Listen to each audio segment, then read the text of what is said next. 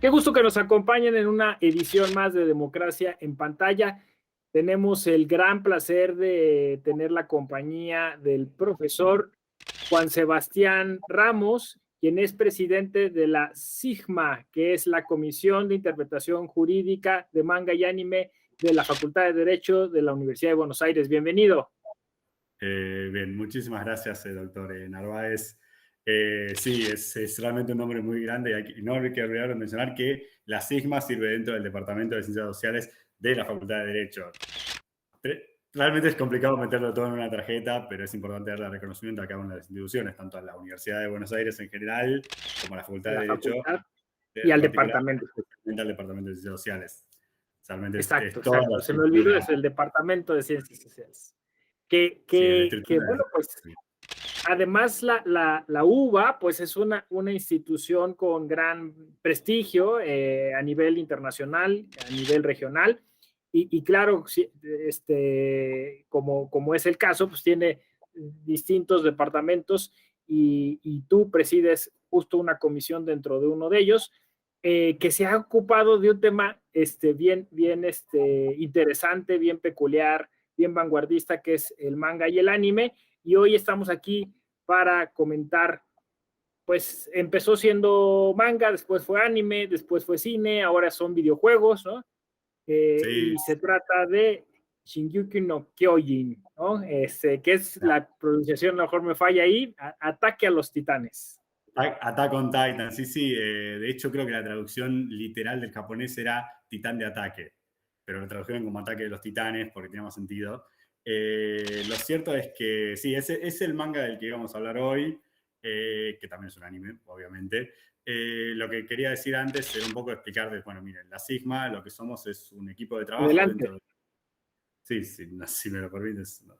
Somos un equipo de trabajo dentro del Departamento de Ciencias Sociales de la Facultad de Derecho de la UBA, que se enmarca dentro de lo que es todo un movimiento que hay dentro del derecho, que es un movimiento, como bien dijo el doctor Narváez, vanguardista, que es el análisis de lo que es la ficción y el derecho, lo cual responde en gran parte a lo que es una necesidad educativa, que es la necesidad quizás de acercar los conocimientos jurídicos por medio del uso de ficciones. Yo creo que también responde un poco a la idea de poder hacer ejercicios de pensamiento que nos permitan a nosotros plantearnos futuros posibles, porque yo creo que hay un tema con la ficción, que es que la ficción muchas veces, si bien no, obviamente no predice el futuro, sí marca a veces lineamientos que ciertas personas luego continúan cuando se ve el futuro. Esto me parece que es importante marcarlo. Si ustedes son lectores de ciencia ficción, se van a dar cuenta de que hay muchos casos de los cuales esto ha pasado y que sigue pasando, de hecho. Y bueno, dentro de eso, nosotros armamos nuestro objeto de trabajo, nuestro objeto de estudio, en lo que es el manga y el anime, que es principalmente todos aquellas novelas gráficas de origen japonés, aquella serie de animación de origen japonés, aunque estamos en permanente expansión, como marcó el doctor José Ramón Narváez Hernández. Y este año abrimos también, el año pasado, mejor dicho, abrimos también el espacio de los videojuegos, aunque esto está a cargo de otra comisión, que es la Comisión de Derecho 64, que en realidad compartimos miembros, con lo cual somos básicamente dos comisiones, pero un mismo equipo, por decirlo de alguna manera. A veces lo pienso como en el sentido del fútbol americano, no sé si a ustedes han escuchado alguna vez hablar del fútbol americano, que tienes el coordinador de la ofensiva y el coordinador de la defensiva. Bueno, uno coordina una sección, otro coordina otra sección, pero sigue siendo el mismo espacio de trabajo, todo bajo el área, y siempre hay que agradecerle al doctor Rabinovich Bergman, quien ha sido un gran partícipe y un gran impulsor de este tipo de estudios. Y yo creo que, o sea, y esto, antes de hablar de Shingeki no Kyojin, quería señalar un poco más, porque quiero también extender una invitación a todos los que nos están escuchando. La CISMA surge como esta idea también de que el conocimiento académico en gran parte necesita hacer escucha de los alumnos y también entender un poco lo que es el avance de la cultura pop, por decirlo de alguna manera. Entonces, siempre estamos abiertos a poder reclutar y a poder escuchar a cualquier persona, porque a mí me ocurrió cuando yo empecé en esto de estudiar en la academia o de trabajar dentro de la academia, que muchas veces mis ideas no eran escuchadas, o que yo hasta tuve profesores que me dijeron, mira, yo cuando me mandan un texto lo único que leo es la parte de abajo para ver si citan a algún autor interesante o algún dato interesante. Y bueno, realmente la SIGMA también surge como la idea de, en vez de eso, de poder impulsar un poco más la democratización del conocimiento y la democratización del discurso. O sea, esta idea de que cualquiera puede, obviamente bajo el nivel adecuado de entrenamiento y teniendo el suficiente nivel de capacitación y justificación, poder expresar sus ideas. Entonces siempre sirve como esa idea de darle un espacio de expresión tanto a estudiantes como a doctores, como a doctorandos, dentro de ese área en donde todos trabajamos. Y bueno, realmente es algo muy placentero para mí poder venir a este programa y también poder trabajar con los más de 20 personas que tengo trabajando conmigo dentro de la SIGMA. Y bueno, sí, hoy el doctor José Ramón me pidió que preparara una sucinta exposición sobre un manga en particular, y me pareció que el manga que mejor se adaptaba a la temática de ¿cómo decirlo?, de este programa, perdóname si digo podcast, pero es lo que pienso a veces, es Shingeki no Kyojin, también conocido como Attack on Titan. Y esto en gran parte tiene que ver con un poco el entorno en el que me encuentro yo en este momento, perdón por la autorreferencia, pero estoy aquí en el medio de mi país, de mi bellísimo país que es Argentina, en el medio de la Argentina rural, en el cual mi entretenimiento la mayoría de los días a la tarde es salir a caminar de forma libre, recorriendo todo el pueblo en el que estoy y más allá, a veces llegando incluso hasta la autopista. Y tengo esa sensación de que salgo a caminar de una manera libre, por decirlo de alguna forma. Y creo que hay un manga que habla específicamente de la libertad, y yo creo que la libertad es uno de los valores pilares de la democracia, y justamente la libertad que te habilita el derecho, porque sin derecho no puede haber libertad, y es Shingeki no Kyojin, donde a mí lo que me parece importante señalar es que ya desde el capítulo 1 de ese manga o del capítulo 1 de ese anime, uno ve que la temática de la libertad va a ser la temática que va a impregnar todo el arco argumental o todo el arco narrativo de la obra. Entonces, por eso me parece importante, ¿no? Porque yo estoy experimentando un nivel de libertad en este momento que a veces no lo puedo experimentar dentro de las ciudades, puedo experimentar en estos pequeños poblados, y me parecía que para la temática de este podcast hablar de ese manga era lo mejor que podíamos hacer. Claro. Sí, No, es suena que muy... justo estaba pensando en Shingeki no Kyojin, que se desarrolla en, decías tú, Isla Paraíso, ¿no?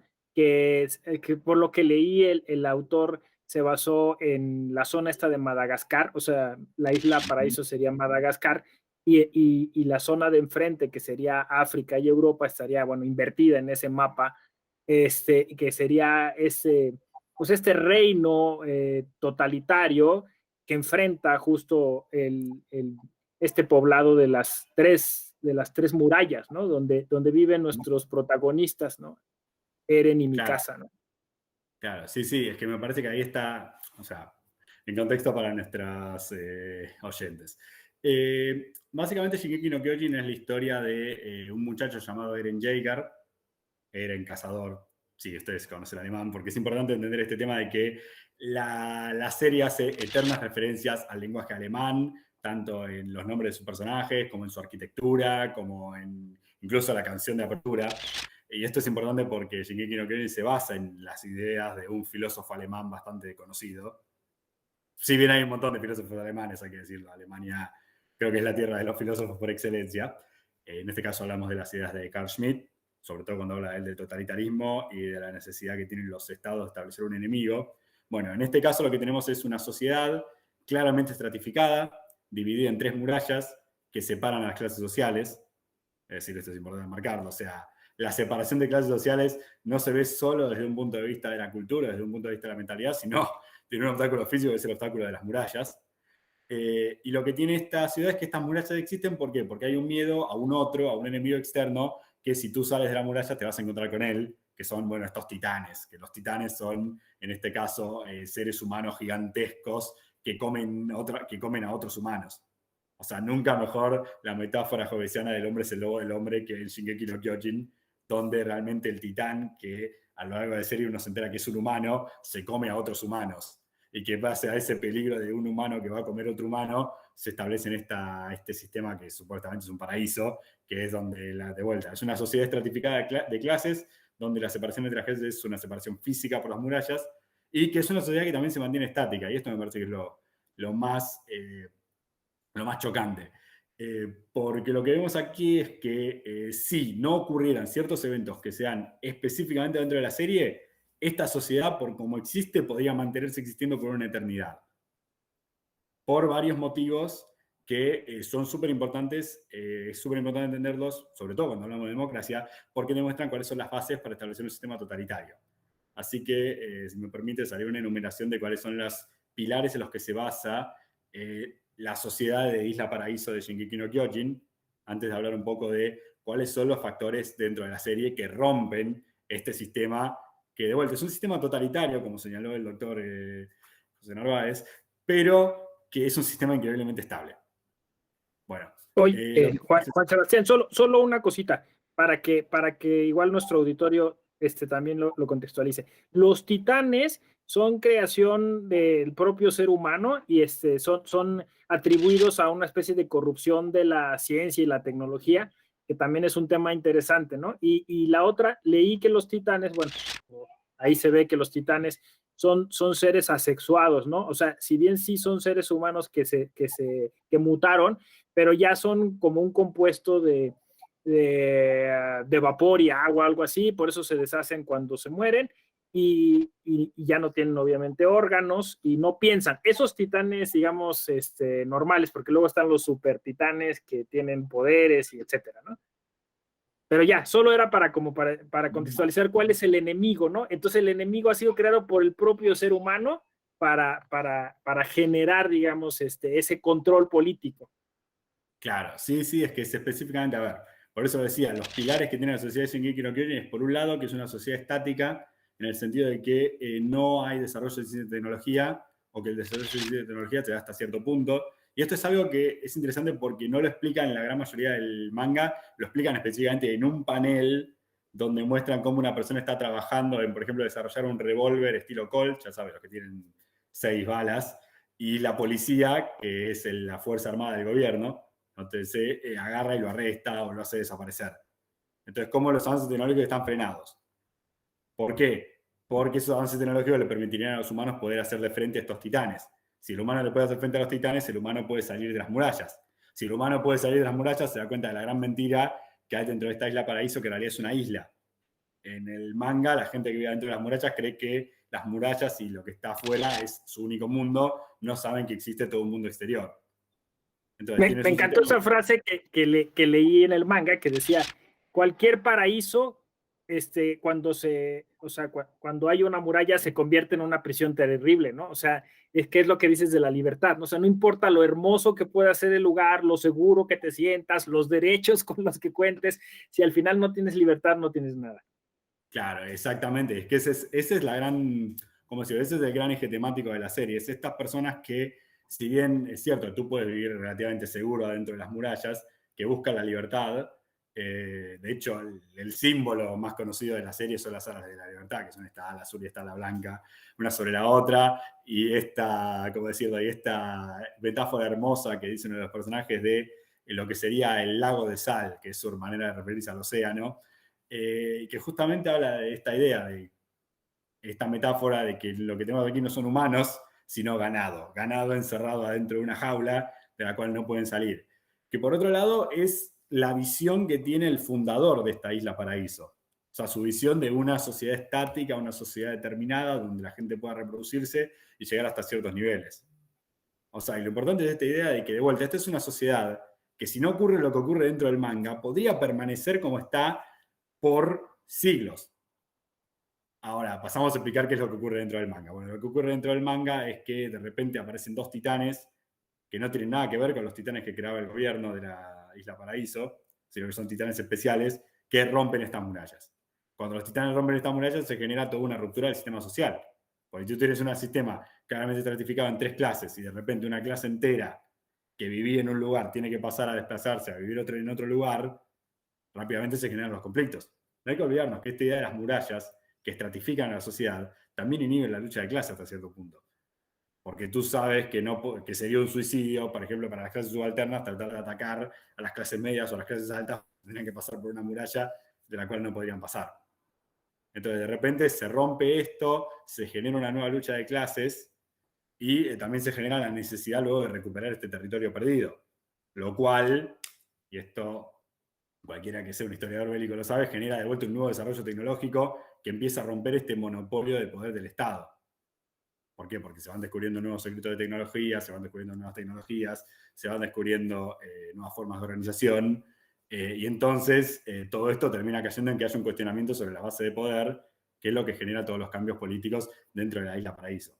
Esto sería la principal idea que les quiero señalar, de que cómo ¿Cómo armas tú un sistema estático? Bueno, creas una estratificación clara, borras la memoria de la gente, que esto también pasa dentro de Shingeki no Kyojin, borrar la memoria colectiva de la gente de un mundo exterior, o existía un mundo sin esta división de clases, entonces tienes una división de clases sólida, con nadie que tenga memoria de alguna etapa anterior de la sociedad.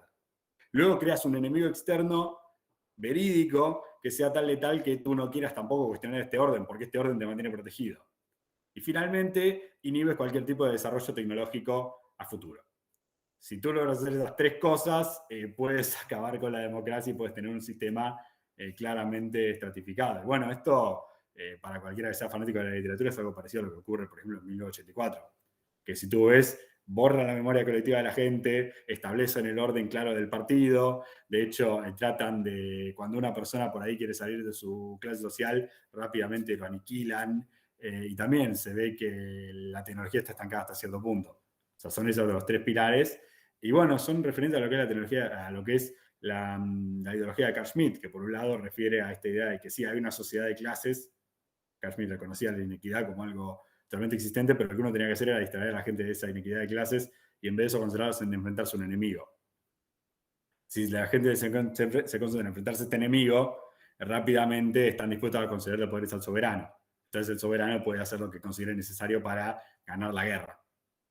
Esto es lo que pasa en el mundo de Shingeki no Kyojin. Por eso es tan interesante para mí este anime en su primera parte, porque luego, cuando se descubre que la Isla Paraíso es una isla, va a haber cambios. Y va a haber unos cambios que para mí son muy, ¿cómo decirlo?, resuenan mucho para el segundo objetivo que tiene Shingeki no Kyojin, que por un lado es este, mostrarte una sociedad estática, pero por otro lado es un objetivo parecido al que tenían las novelas de Frank Herbert. No sé si tú recuerdas las novelas Dune, Dune Mesía, Dios Emperador de Dune y demás, que dicho sea de paso, el proyecto de las paredes de los titanes es muy parecido al proyecto que tenía el Dios Emperador de Dune, porque también es estancamiento durante una cantidad eterna de años. Pero ¿qué pasa? Cuando Frank Herbert militarización y todo. Sí, militarización, ¿no? Claro, sí, también es cierto. El caso de Frank Herbert es muy interesante, el tema de la militarización, cómo lo engancha. No sé si ustedes, nuestros oyentes, han visto la película de Dune. Les aseguro que si vieron la primera parte, prepárense, porque la segunda parte, y si algún día adaptan Dune Mesías, los va a matar, porque es impresionante. Pero básicamente cuando Frank Herbert escribió Dune, lo escribió para, ¿cómo decirlo?, para advertir a la gente sobre el peligro de los líderes carismáticos. Y esto también me refiere a otro filósofo alemán que es Max Weber. Cuando Max Weber hablaba de los tipos de dominación, recuerdas que Max Weber hablaba de la dominación carismática. Entonces lo que Frank Herbert escribe en Dune es, mira, si tú sigues un líder por su carisma natural, te puedes encontrar con líderes como Paul Atreides, que si bien ahora en la película que vieron hace muy poco tiempo es el héroe de la historia, cuando llegue el segundo libro de un Mesías, el tipo va a haber matado a 6 billones de personas. Bueno, el protagonista de esta serie, Eren Yeager, tiene ciertas cualidades que lo hacen similar a Paul Atreides. Por ejemplo, al igual que Paul Atreides fue entrenado desde chico por su padre para tener ciertas habilidades que él quizás no quería tener, al igual que Paul Atreides tiene ciertos poderes que le permiten dominar a las personas por su mero carisma natural, y al igual que Paul Atreides termina generando un enorme peligro, no solo para sus allegados y para la gente de la Isla Paraíso, sino para el mundo entero. Entonces yo creo que también la segunda parte de Shingeki no Kyojin tiene una similitud temática con las novelas de Frank Herbert, porque también nos advierte sobre el peligro del líder carismático. Que, comillas, el líder carismático más peligroso, el líder más carismático, más peligroso de la historia también era de origen alemán, como quizás muchos recordaremos. ¿A qué voy con esto? A que también Eren Yeager es un personaje muy interesante, porque Eren Yeager tiene todas las cualidades que uno vería en un protagonista típico de anime o de manga. O sea, tiene problemas con la autoridad, tiene problemas con su padre, es un super soldado desde que es muy chico, pero lo que hace este manga, que para mí es brillante, es de construir este arquetipo del protagonista típico de manga o de anime. Aquí, de construir, vieron que es un término que se usa un montón de veces, demasiadas veces para mi gusto, porque se empieza a decir que tal cosa es una construcción, tal cosa es una construcción, tal cosa es una construcción. En el caso de Shingeki no Kyojin está justificado, porque lo que vemos aquí es que lo que hace Shingeki es agarrar a este personaje que tiene todas las características del personaje de anime genérico, pero ponerlo en un contexto donde se nota cómo estas características pueden derivar en diferentes problemas. Entonces de repente te muestra, mirá, esto que sería el arquetipo heroico, si tú lo pones en un tipo de contexto determinado, no solo no es heroico, sino que es el villano final del anime o el villano final del manga. A mí me parece que esa es la naturaleza de construcciones. Cuando tú agarras un arquetipo y lo colocas en un contexto donde dicho arquetipo es cuestionado y de repente cambia la interpretación de este.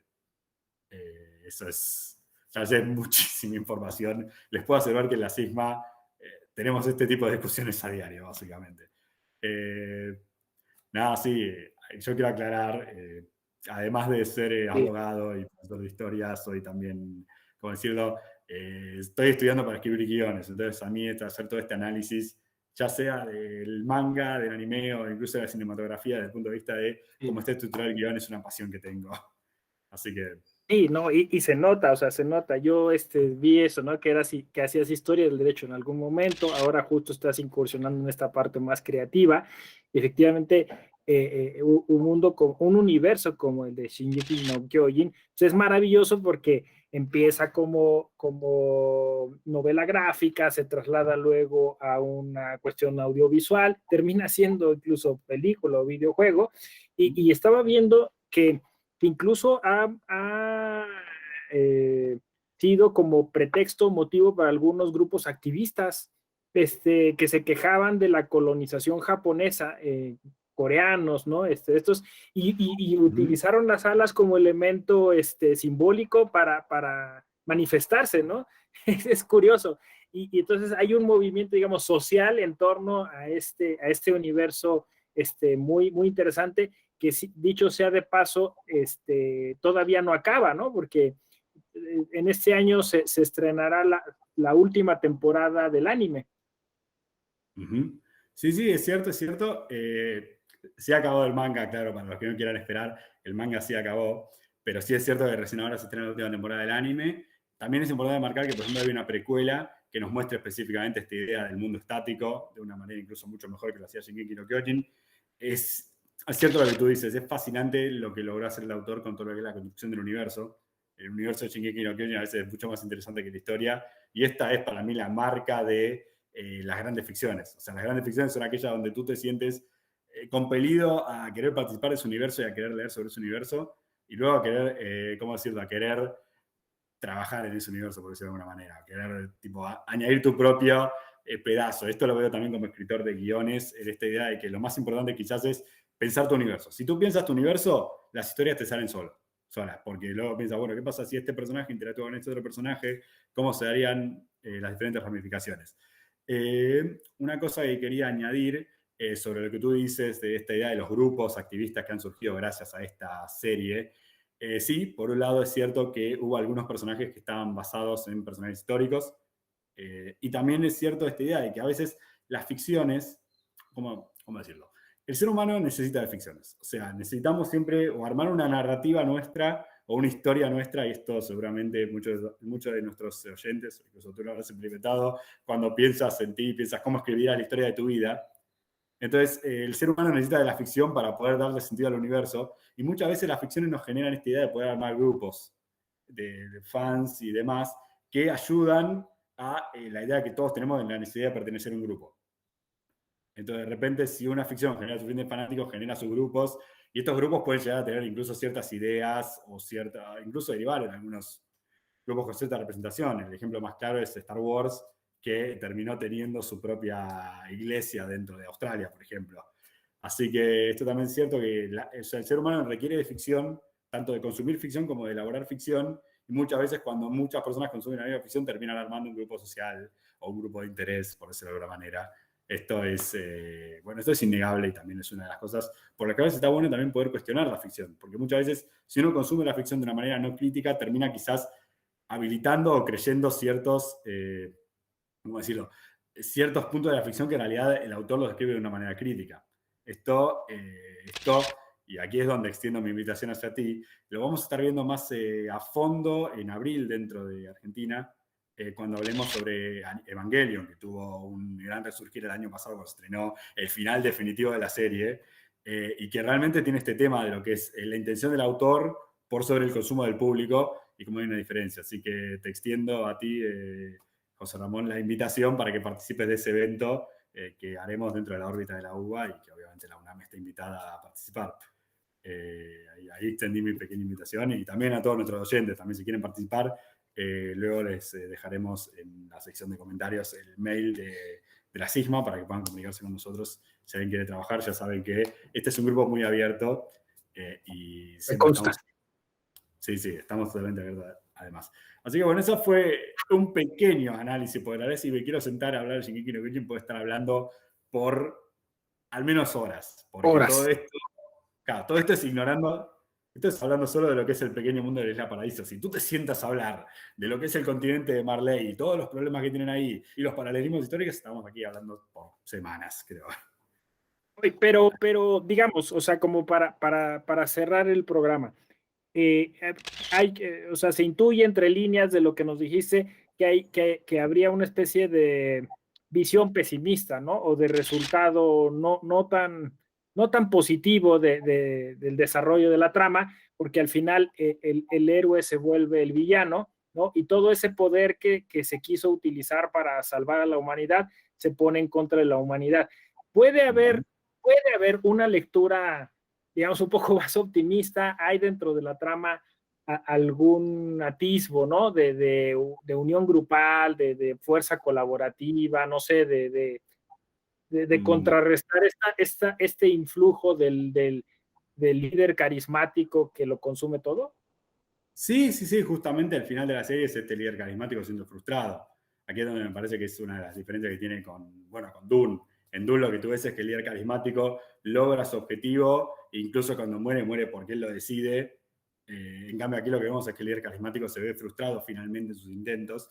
Pero sí me parece importante marcar este pesimismo que tú señalas, es integral a la historia para poder también entender un poco cuáles son los peligros que hay dentro que hubo dentro del siglo XX y que tampoco no son inmunes a nosotros en el siglo XXI.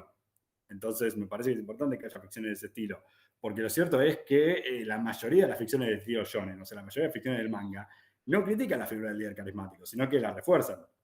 Es decir, cuando tú ves, por ejemplo, personajes como Naruto o como Goku, que tienen poderes que son aterradores, lo que dicen es, no, como ellos son buenas personas, ese poder está en buenas manos. Ahora, lo que incluso Dragon Ball, ¿no? Que Dragon Ball, que es uno de los que empezó con todo esto, ¿no?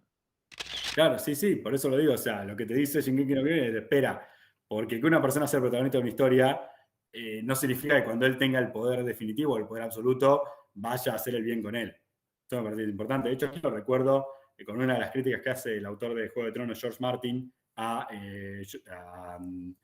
JJ Tolkien, J.R.R. Tolkien, cuando le señala que a él le hubiera encantado que hubiera un capítulo que hablara, por ejemplo, de la política tributaria de Aragorn, o de la política sociales de Theoden, o sea, de los diferentes reyes de la Tierra Media, porque lo que nosotros vemos es que la idea política de Tolkien es, bueno, si el que está a la cabeza es bueno, todo sale bien. Y de repente uno dice, no, espera, porque lo que tú tienes que hacer, y esto lo vemos nosotros cuando hablamos de democracia, es establecer un sistema donde de repente, aun cuando el que esté en la cabeza sea malo o no tenga todos los valores morales que uno querría en un líder, el sistema pueda seguirse manteniendo de forma en la cual beneficia a sus ciudadanos. Me parece que ahí es, bueno, una de las cosas que nos ha dejado el siglo XX, que se modificó en el siglo XXI.